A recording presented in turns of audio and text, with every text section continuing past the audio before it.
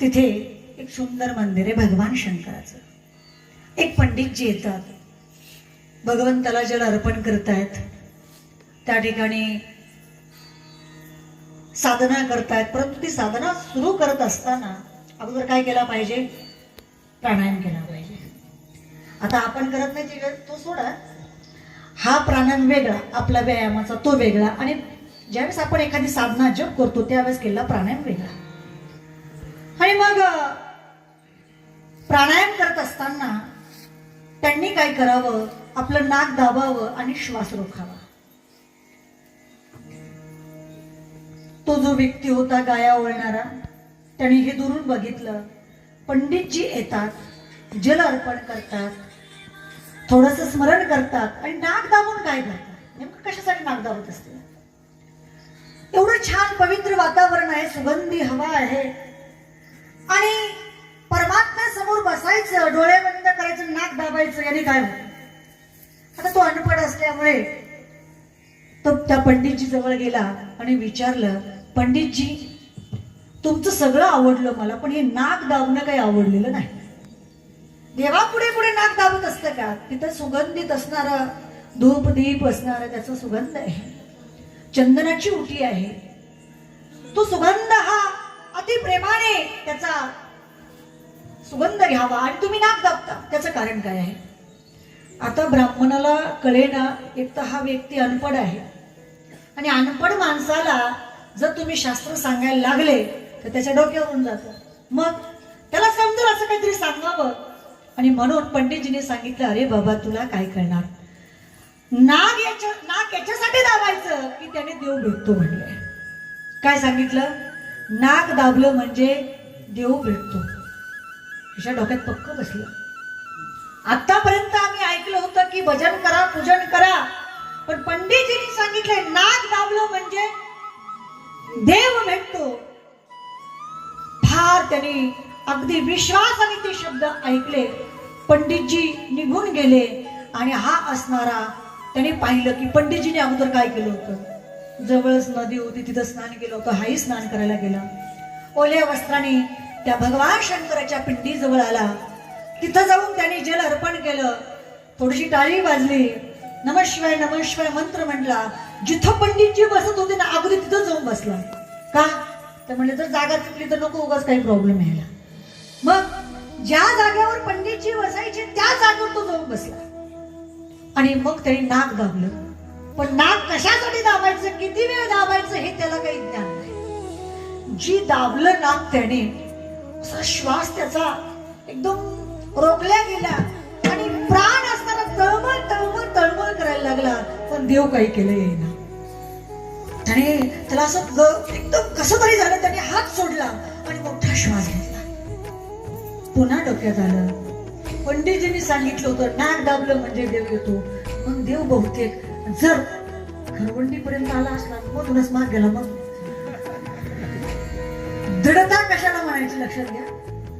काय विचार केला? देव जर आला असेल आणि तो खरवंडीपर्यंतच आला किंवा त्या तामसवाडी पर्यंत आला, आणि मी नाक सोडलं तो तिथून जर मागे गेला, मग नाही म्हणजे पुन्हा नाक धरायचं. पुन्हा नाक धरलं. आता तर म्हणजे सोडायचंच नाही, प्राण गेला तरी चालेल, पण नाक सोडायचं नाही. जीव कासावीस झाला, आणि मग मात्र भगवंताला राहवलं नाही. आता ते भोले बाबाच, त्यांचं नावच आहे, त्यांना सगळे म्हणतात हे भोल्या शंकरा. ते भगवान शंकर तो इतका भोळा देवता आहे, इतकी भोळी देवता आहे की त्याला जास्त जप तप प्राणायाम करायची गरजच नाही. फक्त तुम्ही श्रद्धेने त्याला जे जे अर्पण कराल तो लगेच प्रसन्न होणारी देवता. कोण? भगवान शंकर. म्हणून श्रावण महिन्यामध्ये भगवान शंकराची खूप ठिकाणी नाही, नवे नवे सगळीकडेच पूजा केली जाते. का? तर हा महिना, श्रावण महिना भगवंताला फार अगदी प्रिय आहे. नुसता भगवंतालाच प्रिय नाहीये, तर सगळ्यांनाच प्रिय आहे. कारण की श्रावण मासामध्ये अनेक सण त्या ठिकाणी एकत्रित आलेले आहेत. असो, सगळ्यांना ज्ञात आहे कोणते कोणते सण. त्या गायी ओळणाऱ्या गुराख्याने नाक दाबलं, कासावीस प्राण होतोय, आणि हे पाहून भगवंत त्या पिंडीतून काय झाले, प्रगट झाले. प्रगट झाल्याबरोबर भगवंताने सांगितलं, अरे भक्ता नाक सोड, नाक सोड. नाक सोडलं. तुम्ही कोण आहात? म्हणले मी देव आहे, भगवान शंकर आहे, ज्याच्या पुढे तो नाक दाबला तोच मी आहे. तो म्हणला कशावरून? काय म्हणला तो गुराखी, तुम्ही देव आहात हे कशावरून? अरे म्हणले बाबा मीच देव आहे. जर एखाद्या माणसाने मला लागून कडून बघितलं असेल की मी नाक दाबून बसलो, त्याला माझी कळवळा आला असेल आणि तो जर पुढे येऊन मला देव म्हणत असेल तर मी तुमच्यावर कसा काय विश्वास ठेवणार? हा, पण ज्या पंडितजीने मला सांगितलंय नाक दाबल्यावर देव भेटतो, त्या पंडितजीला विचारल्याशिवाय मी तुम्हाला देव मानणार नाही. भगवान शंकर म्हणले बाबा त्याला दर्शन देण्याच्या योग्यतेचा तो नाहीये. म्हणले का? अरे बाबा तुझ्या जेवढी दृढता आहे तेवढी दृढता त्याच्यामध्ये नाहीये. नाही म्हणले देवाला, म्हणजे मी तुझ्यावर विश्वास करू शकत नाही. मग काय करू? म्हणले काय नाही, जर तुला देव हे सिद्ध करायचं असेल तोपर्यंत मी पंडितजीला घेऊन येत नाही, तोपर्यंत इथंच थांब. भगवंत असणारे बिचारे त्या भोळ्या भावड्या भक्तापुढे उभे राहिले. तसे जा बाबा म्हणले, हे घेऊन त्याला. पंडितजीकडे हा धावत धावत गुराखी गेला. ओ पंडितजी, ओ पंडितजी. पंडितजी म्हणले तिथं त्याने डोकं खाल्लं, आता इथं डोकं खाल्ले तो की काय? बिचाऱ्याने तो मौनच धारण केले. पण नाही नाही नाही महाराज, पंडितजी माझं तुमच्याकडे काम आहे. तुम्ही मला सांगितलं ना काही तासापूर्वी नाक दाबू म्हणजे तुम्ही भेटतो आणि देव आलाय म्हटले, चला तुम्ही त्याच्याकडे. तो देवाच आहे का काय मला एकदा सांगा. पंडितजी म्हणला 6 शास्त्र, 18 पुराण, वेदांचा अभ्यास केलाय, गायत्री मंत्राचा जप केलाय, त्रिकाल संध्या केली, मला देव स्वप्न सुद्धा नाही आला.